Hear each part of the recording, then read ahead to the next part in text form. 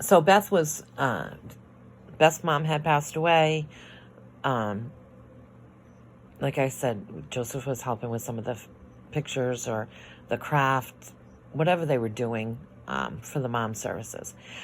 And like I said, he had known Beth for years. I mean, maybe seventh grade. And she pretty much considered him a brother. And I mean, she was a constant in his life. So the only time that there was really a problem was when Beth got married. Her mom was considerably older. In fact, her mother went to school with my mother. That's how old she was. So, I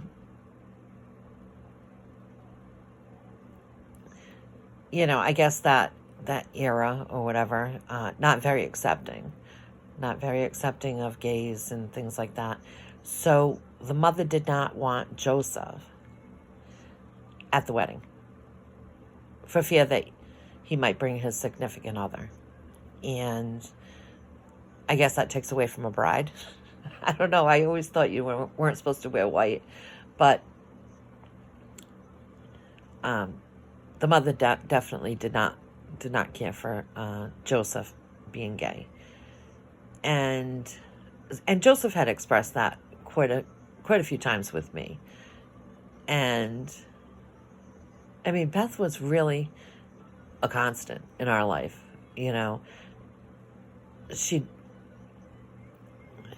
Well, I don't really want this to be about Beth, but so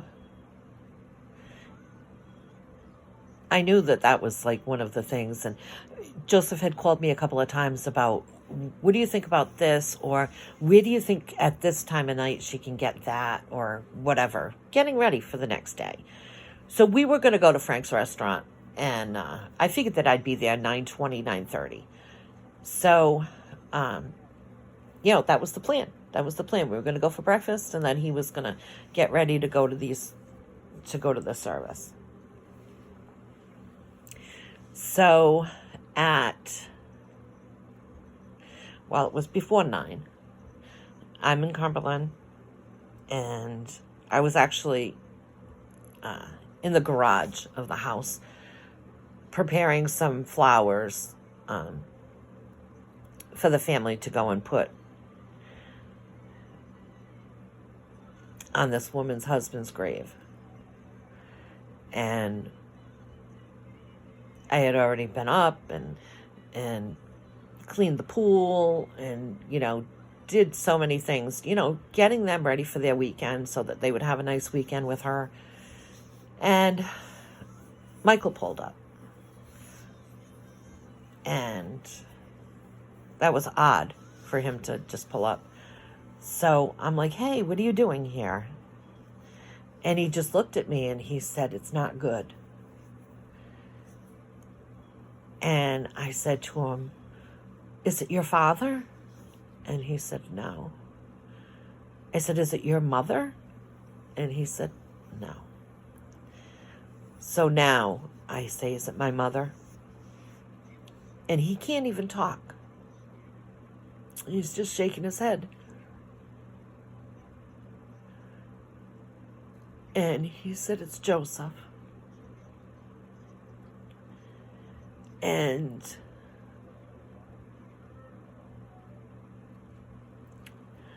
I remember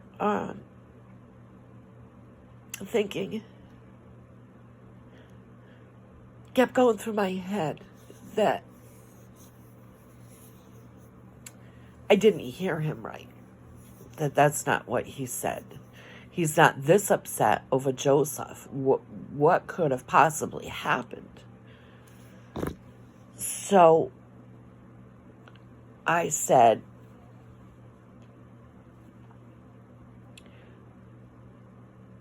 well, we're supposed to be going for breakfast. And he said, we're not going for breakfast. You're going to leave the car here. You're going to jump in with me. We have to go home.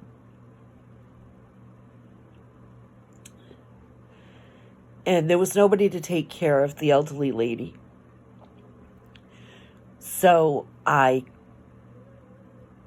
tried to get her son on the phone. And I was telling him, I have to leave. I have to leave. Something happened. And nobody's here to take care of his mother, but I have to leave. And with that, the other girl that was coming, she pulled in. And my recall is that I was telling him that I had to leave, but I believe it was Michael that was saying, I have to take Lynn out of here. We have to go home.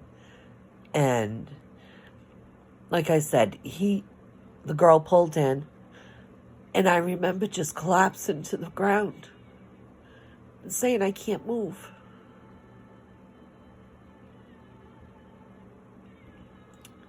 I didn't even know what happened, but I knew it was bad. I knew that whatever he was saying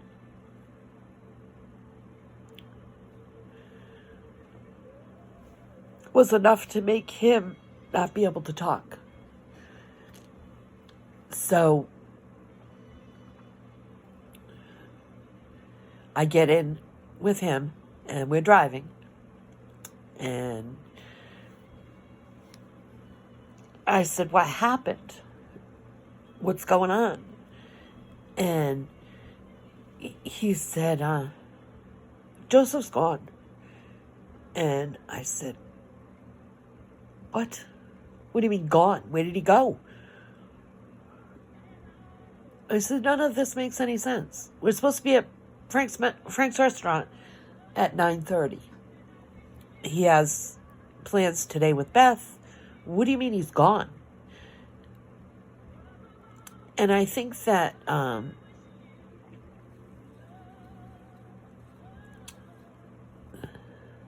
the magnitude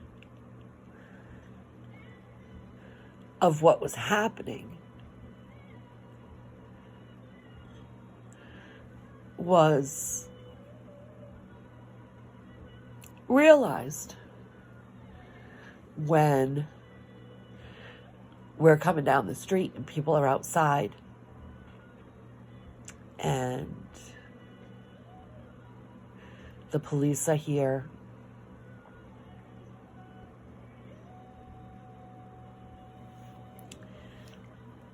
But I still didn't know. It was very confusing as to how everything unfolded. And of course, as a mother, you think to yourself, well, how could I not know? How could I not know that my child is no longer? And unless you lose a child, I don't think that you understand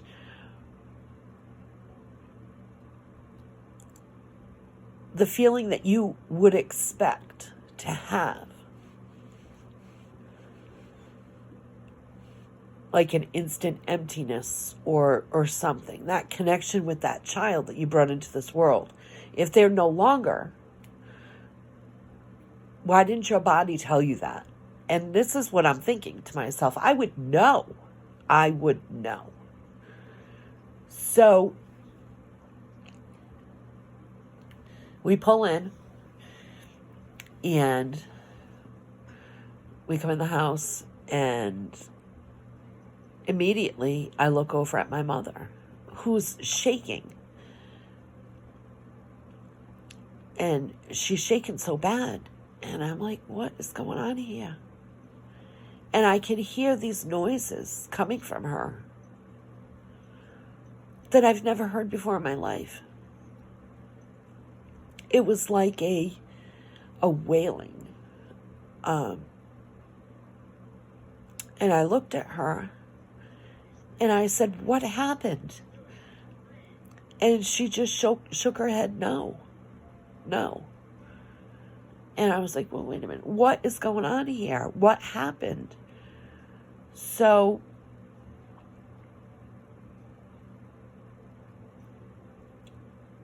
This was my first encounter with Rafael Perez. Rafael Perez from the Pawtucket Police Department. So I'm trying to figure things out, and I'm hearing that my brother is being called home from Nantucket. I'm hearing all this chatter around me, and I'm like, but wait a minute. How do we know that it's Joseph? And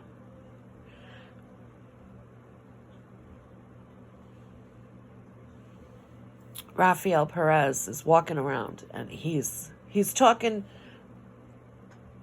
to Matthew Braga, who's the other officer, and he's talking about biking, and oh yeah, biking, and I'm like, wait a minute, this is not normal. What is he talking about? But he was talking about some biker club that he's in. And I'm like, wait a minute. What? So he comes over to Michael and he said, yeah, the medical examiner is going to be late because he's got 3 other bodies to pick up. Well, immediately I swing my head over and I said, what did he just say? What is he talking about? The medical examiner is going to be late because they have 3 other bodies to pick up. So at one point he comes up the stairs with